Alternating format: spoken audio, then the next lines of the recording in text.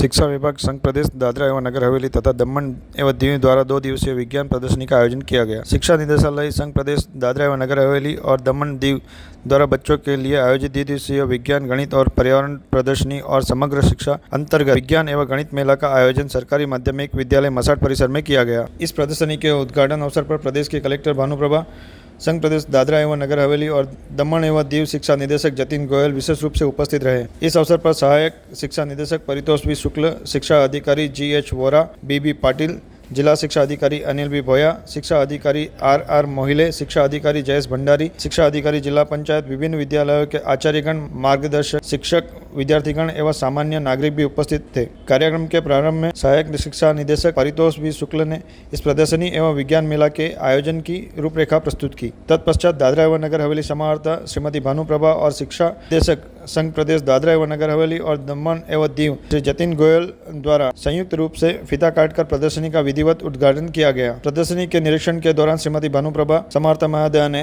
प्रदर्शनी में प्रदर्शित मॉडल्स की प्रशंसा करते हुए इनका दैनिक जीवन में उपयोगिता पर विशेष बल दिया। इस प्रदर्शनी में जवाहरलाल नेहरू प्रदर्शनी के अंतर्गत कुल 131 मॉडल प्रस्तुत किए गए। इनमें 40 प्रोजेक्ट, 37 स्टैटिस्टिक मॉडल और 54 वर्किंग मॉडल शामिल हैं। इसी प्रकार समग्र शिक्षा अंतर्गत कुल 52 मॉडल में 27 विज्ञान और 25 गणित के मॉडल शामिल हैं। प्रदर्शनी के उद्घाटन दिवस पर पहले दिन विभिन्न विद्यालयों के छात्र छात्राओं ने प्रदर्शनी का अवलोकन किया था। जैसा कि हम सभी जानते हैं कि NCERT भारत सरकार द्वारा प्रतिवर्ष science, maths and environment exhibition का आयोजन होता है। उसी कड़ी में आज शिक्षा निदेशालय संघ प्रशासन दादरा नगर हवेली तथा दमन एवं दीव द्वारा ये प्रदर्शनी का आयोजन दादरा नगर हवेली जिले में किया गया है। मैं बताना चाहता हूं कि सबसे बड़ी प्रेरणा तो ये है कि इस एग्जीबिशन में प्रतिभागी जो छात्र छात्राएं हैं जिन्होंने अपनी वैज्ञानिक प्रतिभा को यहाँ प्रदर्शित किया है, उनमें से जो सर्वश्रेष्ठ वैज्ञानिक प्रतिभा है उन्हें राष्ट्रीय स्तर के विज्ञान प्रदर्शनी में सहभागिता करने का अवसर प्राप्त होगा और ये सबसे बड़ी प्रेरणा है। प्रतिवर्ष हम आयोजित करते आए हैं। मैं बताना चाहता हूं कि इस बार जवाहरलाल नेहरू विज्ञान, गणित एवं पर्यावरण प्रदर्शनी का जो मुख्य थीम है वो है प्रौद्योगिकी एवं खिलौने। तो प्रौद्योगिकी एवं खिलौने के माध्यम से विभिन्न 7 सब थीम के आधारित कुल 40 सरकारी, निजी विद्यालय और एडेड स्कूल के लगभग 131 एग्जिबिट यहाँ पर प्रस्तुत किए गए हैं। साथ में मैं ये बताना चाहता हूँ कि इसके साथ साथ एक समग्र शिक्षा अंतर्गत भी एक एग्जीबिशन का हमने आयोजन किया है जिसमें लगभग 50 से अधिक एग्जिबिट है, जो कि मेन थीम है science and mathematics in everyday life. खुशी की बात यह है कि आज ही सुबह ही हमारे दादरा एवं नगर हवेली के आदरणीय समाहर्ता महोदया ने अपने कर कमलों से इस विज्ञान प्रदर्शनी का विधिवत उद्घाटन किया। बाल वैज्ञानिकों ने जो कुछ आइडियाज़ यहाँ पर रखे उसे मूर्तिमंत बनाने का हम टीचर्स के गाइडेंस से और लेवल के गाइडेंस से हम उसमें बढ़ोतरी कर पाए। जहाँ तक मैं बताना चाहता हूँ, पिछले 45 सालों से NCERT ये एग्जीबिशन का आयोजन कर रहे हैं। प्रतिवर्ष जो हमारे यहाँ पर जो बेस्ट मॉडल है उन मॉडलों के जो राइटअप्स है वो NCERT को भेजे जाते हैं। वहाँ एक स्पेशल चयन कमेटी होती है और जहाँ तक मैं बताना चाहता हूँ मोटा मोटा प्रतिवर्ष हमारे यहाँ से लगभग 3-4 मॉडल जो है वो राष्ट्रीय स्तर पर प्रतिभागी होने के लिए यहाँ से हम भेजते हैं। ये हमारे लिए गर्व की बात है और इस बार भी हम ये प्रयास करेंगे इसमें से जो बेस्ट मॉडल है उनका चयन राष्ट्रीय स्तर पर हो और हमारे बच्चे हमारा प्रतिनिधित्व राष्ट्रीय स्तर की प्रदर्शनी में करें। मेरा नाम पायल नायक है।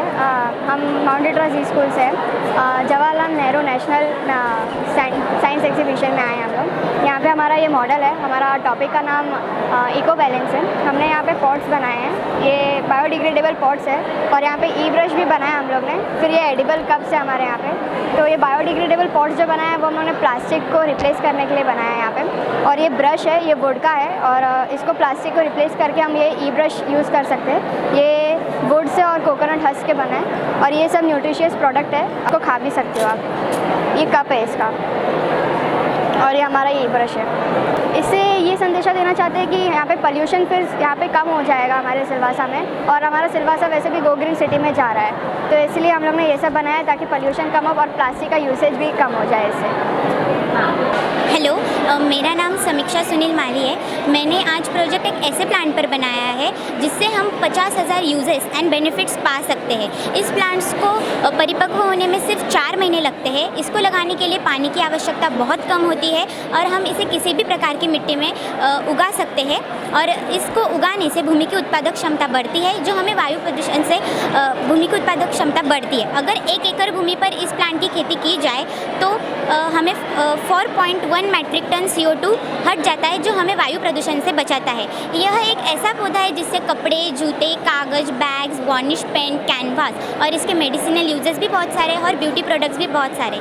इस प्लांट की खेती किसानों के लिए बहुत फ़ायदेमंद होती है। अगर 1 हेक्टेयर भूमि पर किसान इसकी खेती करे तो उन्हें 3 लाख रुपए तक का मुनाफा होता है, जो किसानों के लिए बहुत फ़ायदेमंद होता है। इस प्लांट का यूज़ हमारी एलोरा की गुफाएं जो है उनमें भी किया गया है।